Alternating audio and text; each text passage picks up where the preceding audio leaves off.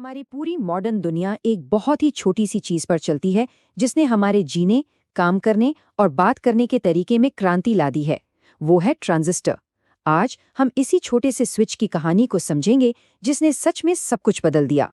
ये देखने में भले ही मामूली से लगे, लेकिन असल में ये छोटे छोटे कंपोनेंट्स ही मॉडर्न टेक्नोलॉजी की रीढ़ की हड्डी हैं। हमारे फोन और कंप्यूटर्स से लेकर आसमान में घूम रहे सैटेलाइट्स तक अरबों खरबों ट्रांजिस्टर्स लगातार हमारी डिजिटल दुनिया को पावर दे रहे हैं। और सुनिए, ये कोई बढ़ा चढ़ाकर कही गई बात नहीं है। ट्रांजिस्टर सचमुच हर उस इलेक्ट्रॉनिक चीज की बुनियाद है जिस पर हम आज निर्भर करते हैं। तो आखिर ये छोटा सा चमत्कार है क्या, और ये काम कैसे करता है? तो चलिए, इस पड़ताल में हम इन 5 खास हिस्सों पर नजर डालेंगे। इसकी शुरुआत कैसे हुई, ये अंदर से दिखता कैसा है, इसमें इलेक्ट्रॉन्स का फ्लो कैसे होता है, इसे सर्किट में जोड़ने के क्या तरीके हैं, और आखिर में मॉडर्न टेक्नोलॉजी पर इसका क्या असर हुआ है। चलिए शुरू करते हैं।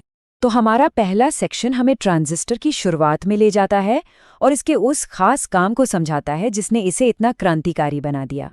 जरा सोचिए, साल था 1951। बेल लैब्स में एक ऐसी खोज हुई जिसने इतिहास का रुख ही मोड़ दिया। और उस एक आविष्कार से लेकर आज तक ट्रांजिस्टर एक लैब के एक्सपेरिमेंट से बढ़कर एक ऐसी चीज बन गया है जिसके अरबों पीस हमारी जेबों में मौजूद हैं।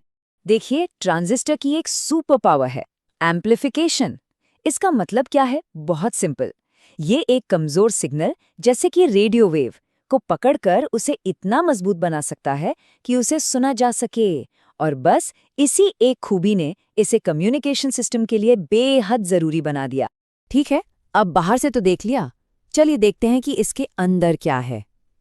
इस सेक्शन में हम ट्रांजिस्टर की बनावट को समझेंगे, जो कि हैरान करने वाली बात है कि काफी सरल है लेकिन बहुत शक्तिशाली है। बाहर से देखें तो ये एक 3 टर्मिनल वाला डिवाइस है। ये जो 3 पिन दिख रही है ना, बस यही 3 पिन इसके काम करने के तरीके के लिए सबसे जरूरी हैं, और यही हमें इसके अंदर की दुनिया में ले जाती हैं। और अंदर से ये एक सैंडविच जैसा है। जी हाँ, सेमीकंडक्टर मटेरियल की लेयर्स का एक सैंडविच। या तो एक P type layer 2 N type layers के बीच में दबी होती है, जिससे बनता है NPN ट्रांजिस्टर, या फिर इसका उल्टा, एक N type layer 2 P type layers के बीच में, जो बन जाता है PNP ट्रांजिस्टर। इन तीनों लेयर्स में से हर एक का अपना एक खास काम है। एमिटर, जैसा कि नाम से पता चल रहा है, चार्ज कैरियर्स का सप्लायर है। बेस एक गेट की तरह काम करता है जो फ्लो को कंट्रोल करता है। और कलेक्टर, वो इन चार्ज कैरियर्स को कलेक्ट यानी इकट्ठा कर लेता है। सिंपल। तो ये जो 2 टाइप हैं, NPN और PNP, यही ट्रांजिस्टर के 2 मेन फॉर्म्स हैं। ये एक दूसरे को कॉम्प्लीमेंट करते हैं। एक इलेक्ट्रॉन्स के फ्लो पर काम करता है तो दूसरा होल्स के फ्लो पर। होल्स मतलब वो जगह जहां इलेक्ट्रॉन नहीं है। और इनके सर्किट सिंबल में तीर की दिशा से आप आसानी से फर्क बता सकते हैं। तो अब हमें ये पता है कि ये बना किस चीज से है, लेकिन ये काम कैसे करता है। चलिए अब इसके सबसे मजेदार हिस्से पर आते हैं और NPN ट्रांजिस्टर का उदाहरण लेकर देखते हैं कि इलेक्ट्रॉन्स का फ्लो आखिर होता कैसे है। अच्छा, तो ये सर्किट डायग्राम दिखाता है कि एक NPN ट्रांजिस्टर को कैसे सेट किया जाता है। यहाँ पर सबसे ज़रूरी चीज़ है बायसिंग, मतलब हम जंक्शंस पर वोल्टेज कैसे लगाते हैं। देखिए, एमिटर बेस जंक्शन को फॉरवर्ड बायस्ड किया जाता है जिससे करंट बहता है, और कलेक्टर बेस जंक्शन को रिवर्स बायस्ड किया जाता है जो करंट को रोकता है।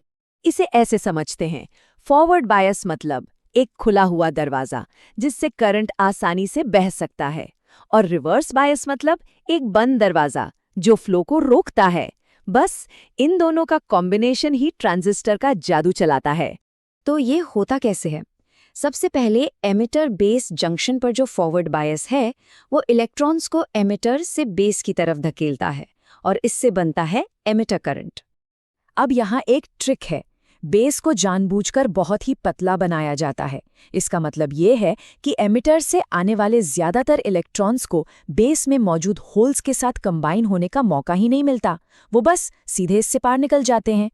और जो इलेक्ट्रॉन्स बेस को पार कर जाते हैं उन्हें कलेक्टर बेस जंक्शन का रिवर्स बायस जोर से अपनी तरफ खींच लेता है। नतीजा, बेस में एक छोटा सा करंट कलेक्टर में एक बहुत बड़े करंट को कंट्रोल करता है। और दोस्तों, इसी को कहते हैं एम्प्लीफिकेशन। तो ये तो साफ है कि ट्रांजिस्टर एक पावरफुल डिवाइस है, लेकिन इसकी असली पावर इस बात पर भी निर्भर करती है कि उसे सर्किट में जोड़ा कैसे गया है। चलिए अब इसके अलग अलग कॉन्फ़िगरेशंस को देखते हैं। यहाँ एक छोटी सी टेक्निकल बात है।